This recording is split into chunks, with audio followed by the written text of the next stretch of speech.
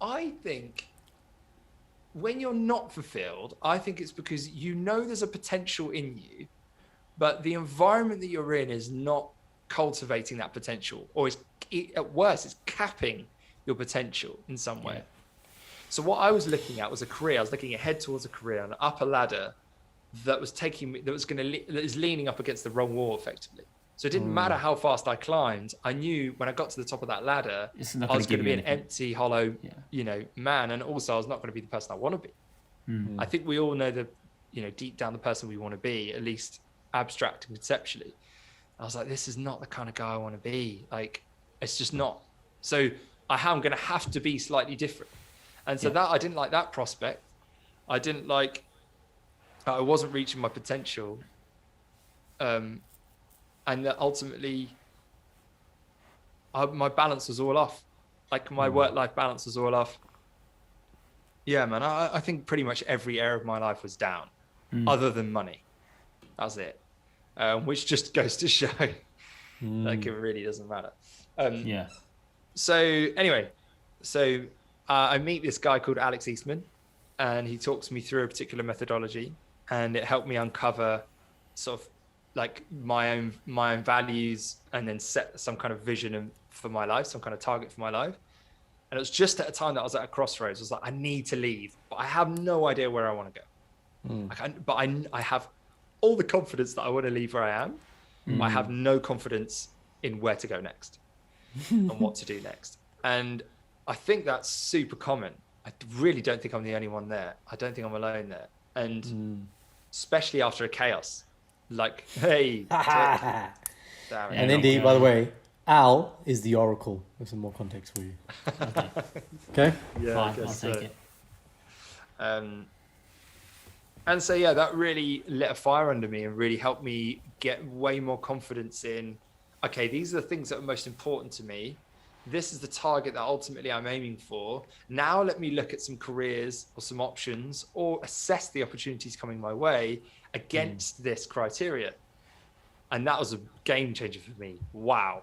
Massive, massive game changer. Why? I'd spent 15 years, man, trying to figure out what the hell I wanted to do with my life. What was my potential? 15 years is in from when you finished your degree to being in that career. No, good question. No, from probably from like when 13 when they years ask old. me in school and say, what GCSEs you want to do? And I'm like, what path is this going to lead me on?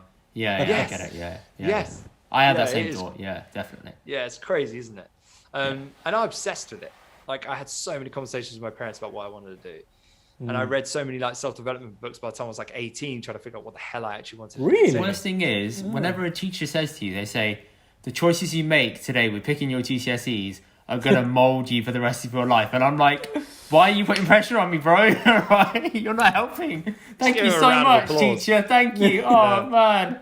Cheers. Like, I've got a lot of time for teachers. I really do, because I would not be able to do what they do.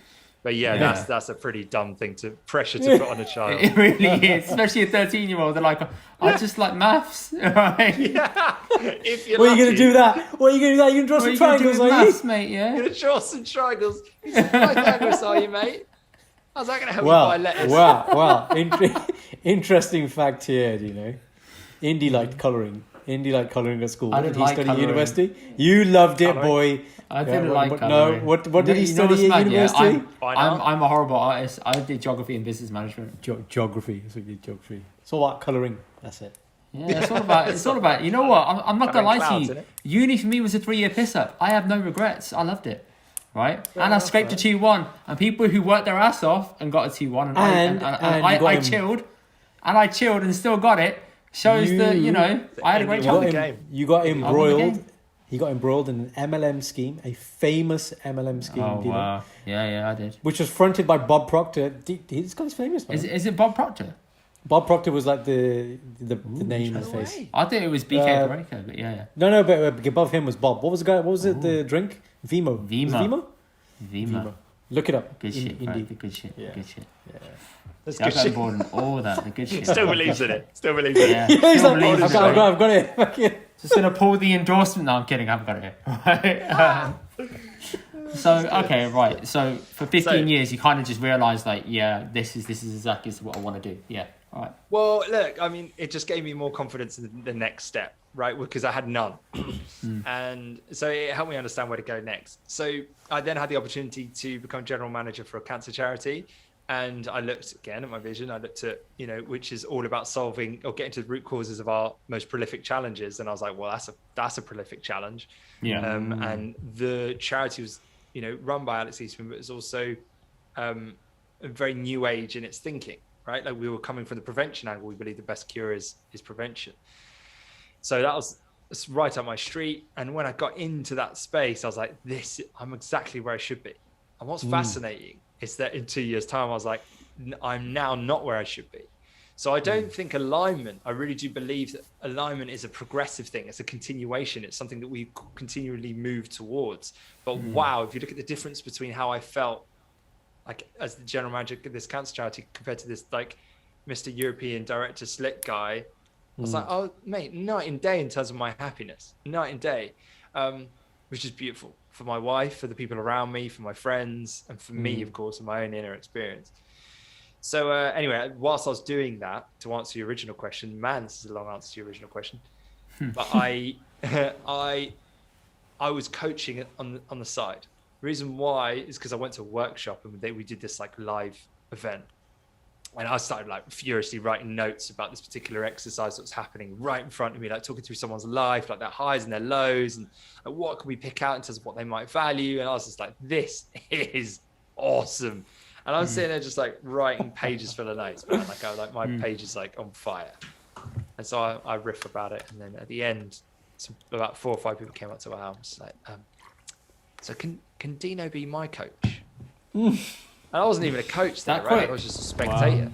And then I was like, fancy it? I was like, all right, let's do it. So I just did a few sort of, just organically, man, just completely organically grew. And then it got to the point where I was like, I know this methodology can go further.